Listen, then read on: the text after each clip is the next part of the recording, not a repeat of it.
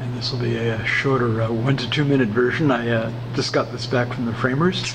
The second work of the Shoah trilogy. It's called Bonhoeffer der Jude, with, or mit in German, Deutsch-Österreicher evangelischer Bischofsfisch, a German-Austrian Protestant evangelical bishopfish,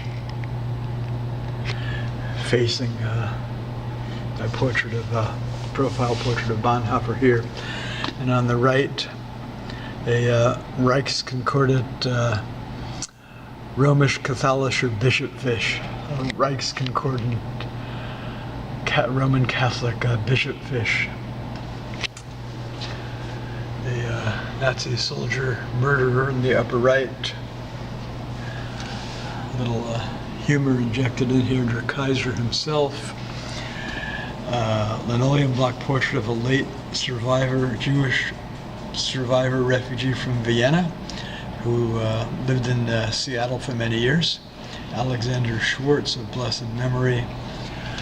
Another bit of parody humor here. Mickey dans son déguisement résistance française. Mickey in his French resistance disguise.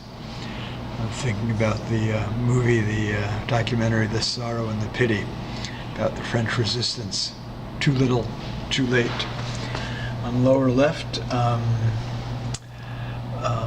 Rudiger Schleicher, who was a brother-in-law of Bonhoeffer, was executed by the Nazis, as was Bonhoeffer just 2 to 3 weeks before World War II ended in Europe.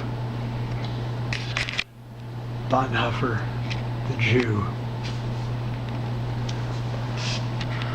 All right, there you have it.